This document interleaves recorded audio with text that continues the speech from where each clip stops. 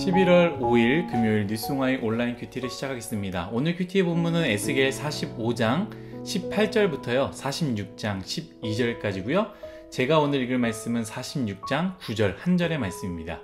그러나 모든 정한 절기에 이 땅 백성이 나 여호와 앞에 나올 때는 북문으로 들어와서 경배하는 자는 남문으로 나가고 남문으로 들어오는 자는 북문으로 나갈지라.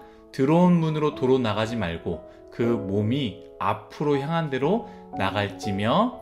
아멘. 오늘 여러분들과 함께 나눌 큐티의 제목은 결코 돌아서지 않으리입니다. 결코 돌아서지 않으리입니다. 샬롬, 벌써 금요일입니다. 많이 기다리신 금요일이실 텐데 하나님 안에서 아름답게 잘 보내시기를 간절히 바라겠습니다. 에스겔의 말씀을 계속해서 나누고 있습니다. 하나님께서 에스겔에게 환상을 보이시며 회복을 약속하십니다.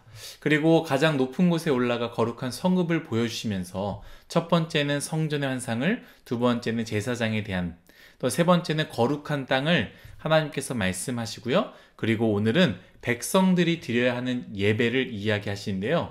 저는 오늘 여러분들과 이 마지막 부분, 독특한 부분을 좀 이야기하려고 합니다. 안식일과 초하루 외에 모든 정한 절기가 되면 이스라엘 백성들은 성전 바깥들 북문으로 들어와 예배를 드리고 남문으로 나가든지 남문으로 들어와 북문으로 나가라고 합니다. 왜 하나님께서 들어왔던 문으로 다시 돌아서 나가지 말라고 하셨을까? 저는 이 말씀을 묵상하고 생각해 보았습니다.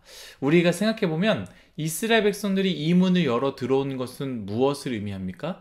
제사, 곧 하나님께 예배를 드리러 온 것 아니겠습니까? 곧 하나님께 예배로 드리러 온 사람들은요, 끝까지 하나님께 온전하게 예배를 드리고 나가라라는 의미인 것 같습니다. 이 말씀대로 9절이지요. 들어온 문으로 도로 나가지 말고 그 몸이 앞으로 향한 대로 나갈지며 라고 쓰여져 있는 것처럼 예배를 드리러 왔다가 다시 돌이켜 나가지 말라는 것인데요.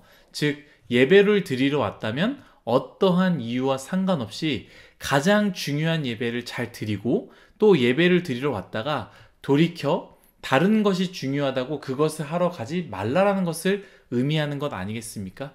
저는 이 말씀을 생각하며 돌이킨다 라는 단어를 생각해 보았는데요. 기가 막히게 출애굽기가 딱 떠올랐습니다. 여기 말씀 뒷장에도 출애굽기에 대한 설명이 좀 나와 있는데요. 이스라엘 백성들이 애굽에서 종이었지만 하나님의 은혜로 하나님의 자녀가 되지 않았습니까? 그 하나님의 자녀가 된 사람들은, 자유인이 된 사람들은 그냥 막 사는 것이 아니라 하나님을 예배하며 살아야 합니다. 그래서 이스라엘 백성들은 애굽에서 벗어나 광야를 40년 동안 다니면서 애굽의 삶의 방식을 하나씩 버리고요. 예배의 삶을 배워갔습니다. 첫 번째, 초태생을 하나님께 드리는 것. 두 번째, 무교병을 먹는 것. 세 번째, 구름기둥과 불기둥을 따라가는 삶. 하나님께서 광야의 생활에서 이 세 가지를 통해서 예배의 삶을 배우게 하셨습니다. 초태생, 첫 번째 것이죠.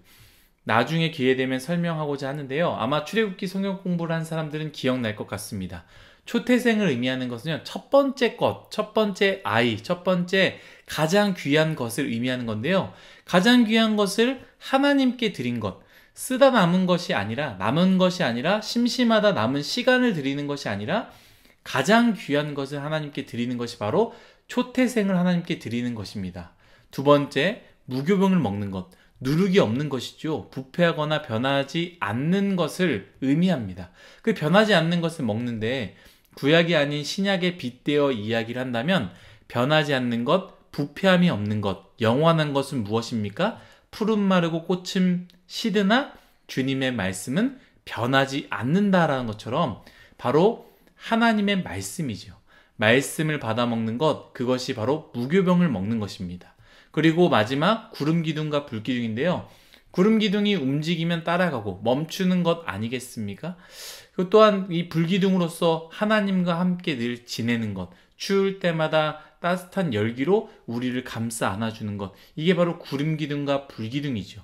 바로 이 세 가지가 예배의 삶이라는 것입니다. 여러분, 예배를 드릴 때 우리는 이 세 가지를 꼭 기억해야 됩니다.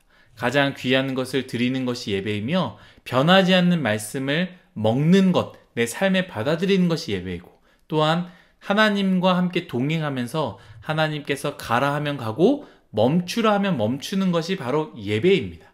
우리는 모두 그런 예배를 드려야 한다는 것이죠. 그런데 이스라엘 백성들이 출애굽을 하고 이 예배의 삶을 살다가 어떻게 합니까? 배고프고 힘들고 어렵고 그들의 마음이 같지 않으니 어떻게 했습니까? 돌이켜서 애굽의 삶으로 다시 돌아가려고 했다라는 것이죠. 애굽에서는 이러이러한 것이 있었는데 애굽의 삶에서는 더 좋은 삶이 있었는데 돌이켜서 애굽으로 돌아가려 했다라는 것입니다. 예배자는요, 돌이키지 말아야 합니다. 구원받은 자들은 다시 세상을 돌아보지 말아야 합니다. 이전의 삶이 얼마나 좋았고 훌륭했고 황홀했다 할지라도 구원받은 사람들은 다시 몸을 돌이켜 세상을 향해서 나아가면 안 된다라는 것이죠. 또한 예배는 정해진 것이 아니지만 예배를 내 삶 뜻대로 내 방식대로 드렸어도 안 됩니다. 하나님이 순서를 방향을 정해주셨다면 내가 원치 않더라도 그것이 불편하더라도 이것이 더 빠른 방법이어도 예배는 그렇게 드려서는 안 됩니다. 종종 예배를 드리는 사람들 중에서요, 내가 원하지 않는 것을 빼고 예배를 드리는 사람들이 있어요. 찬양 시간 때 경배와 찬양이 예배에 포함된 겁니까? 아니면 예배를 위한 준비입니까? 경배와 찬양이라는 것은요, 이 경배와 찬양 자체가 예배인 거예요. 그런데 찬양하기 싫다고 이 경배와 찬양이 끝날 때쯤 말씀을 듣기 위해서만 가는 사람이 있고요. 또 반대로 경배와 찬양만 하고 말씀을 들을 땐 듣기 싫다고 나가는 사람이 있습니다. 경배와 찬양과 말씀이 끝나고 나서요, 또 교제하는 것을 예배로 생각하지 않는 사람들이 있습니다. 여러분, 사람들과의 교제 또한 예배라는 것을 우리가 반드시 기억해야 됩니다. 경배와 찬양, 하나님과 말씀을 듣는 것, 사람들과 나눔을 하는 것까지 다 예배라는 것이죠. 이 정해진 예배를 내가 원치 않는다고, 내 방식이 아니라고, 내가 생각했을 땐 이게 중요하지 않는다고 내 뜻대로, 내 편한 대로 해서는 안 된다라는 거예요. 예배는 경제적인 것도 아니고요. 예배는 합리적인 것도 아닙니다. 예배는 불편해도, 예배는 까다로워도, 예배가 내 마음과 맞지 않더라도 하나님께서 원하시는 방법으로 하나님께 드려야 된다는 것을 기억해야 합니다. 너희가 들어왔다면 그 방향대로 끝까지 나아간다는 것이죠. 북쪽으로 들어왔다면 서쪽으로 나가야 되고 서쪽으로 들어왔다면 북쪽으로 나가야 된다는 것이 하나님의 말씀이다라는 것이죠. 사랑하는 뉴스송아이 여러분, 예배에 승리하시기를 간절히 바라겠습니다. 예배자가 된 순간 우리는 돌이키지 말아야 됩니다. 세상이 자꾸 우리를 부릅니다. 세상의 사람들이, 세상의 방식들이, 세상의 즐거움들이 여러분들을 부릅니다. 그때 돌이키지 말아야 된다라는 것이죠. 또한 내가 원하는 대로 예배를 드리지 말아야 합니다.